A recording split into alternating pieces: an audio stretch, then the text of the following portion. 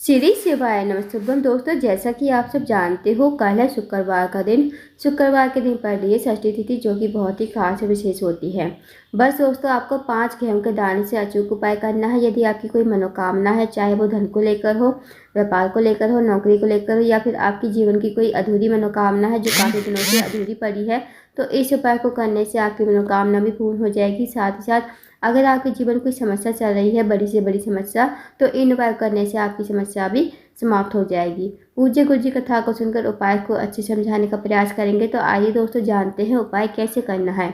पहला जो उपाय है दोस्तों, वह है विशेष मनोकामना पूर्ति के लिए। यदि आपकी कोई विशेष मनोकामना है जो काफ़ी दिनों से अधूरी पड़ी है, अब मनोकामना चाहे आपकी धन को लेकर हो, व्यापार को लेकर हो, नौकरी को लेकर हो, या फिर आपके जीवन की कोई बड़ी से बड़ी मनोकामना है जो काफ़ी दिनों से पूर्ण नहीं हुई है, तो इस उपाय को अवश्य कीजिए। इस उपाय को करने के लिए आपको लेने हैं 5 गेहूं के दाने।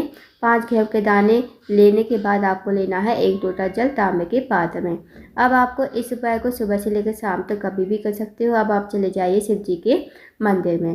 शिव जी के मंदिर में जाकर सबसे पहले जो आपके पास 5 गेहूं के दाने हैं ना, उनमें से 4 गेहूं के दाने आपको गणेश जी के सामने समर्पित करने हैं। अब दोस्तों, आप सबको पता होगा कि शिव जी का जो पूरा परिवार है वो जलाधारी पर ही विराजमान है। तो आपको गणेश जी के स्थान पर, जलाधारी के राइट साइड पर गणेश जी का स्थान होता है, वहाँ पर आपको 4 गेहूं के दाने समर्पित कर देने हैं श्री शिवाय नमस्तुभ्यम कहते हुए।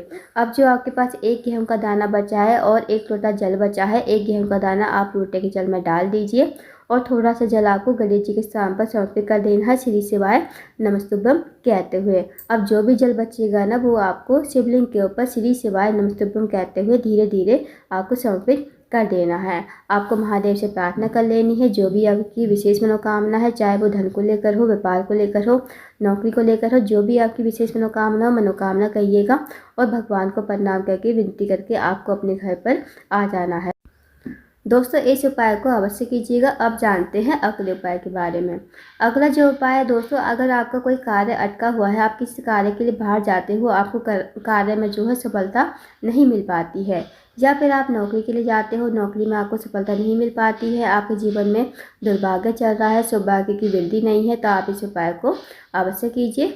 इस उपाय को करने के लिए आपको लेना है 1 चम्मच शहद, साथ ही आपको लेना है 1 बेलपत्र और 1 लोटा जल तांबे के पात्र में। अब आप इस उपाय को सुबह से लेकर शाम तक कभी भी कर सकते हो। अब आप चले जाइए शिव जी के मंदिर में।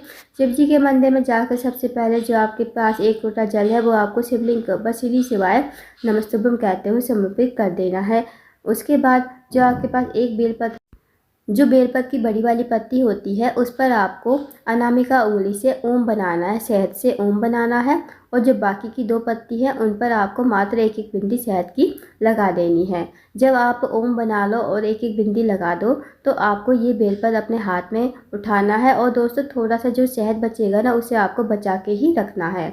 फिर आपको इस बेलपत्र को अपने हाथ में लेना है और महादेव से प्रार्थना करनी ही है। जो भी आपका कार्य अटका हुआ है, बहुत दिनों से पूर्ण नहीं हो रहा है, उस कार्य के लिए प्रार्थना कीजिए। नौकरी नहीं लग रही है, नौकरी के लिए प्रार्थना कीजिए और इस बेलपत्र को श्री शिवाय नमस्तुभ्यम कहते हुए शिवलिंग के ऊपर समर्पित कर दीजिए।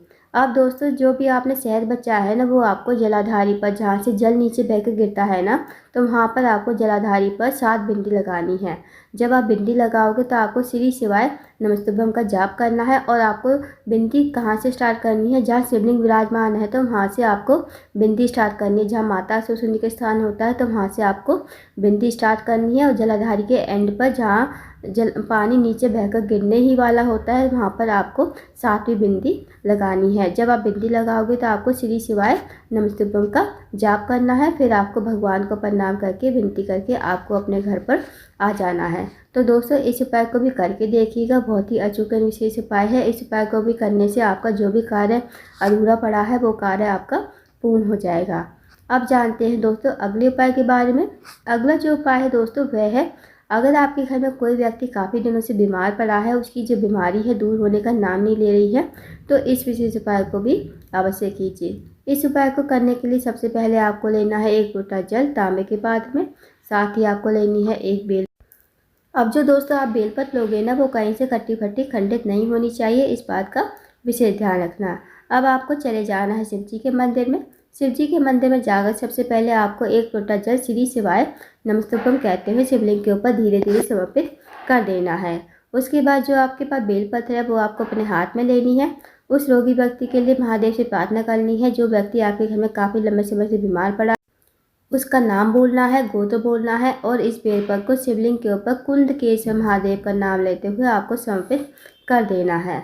फिर आपको 2 मिनट मंदिर में बैठना है, श्री शिवाय नमस्तुभ्यम का जाप करना है। उसके बाद आपने जो बेलपत्र चढ़ाया ना शिवलिंग के ऊपर, वो आपको महादेव से विनती करके औषधि के रूप में आपको अपने घर पर लेकर आना है। इस बेलपत्र को घर पर लाकर आपको उस रोगी व्यक्ति खिलाना है। जो रोगी व्यक्ति आपके घर में काफ़ी लंबे समय से बीमार पड़ा है, उसको आप कुंद केशव महादेव का नाम लेते हुए इस बेलपत्र को चबा चबा कर खाने को कहना है।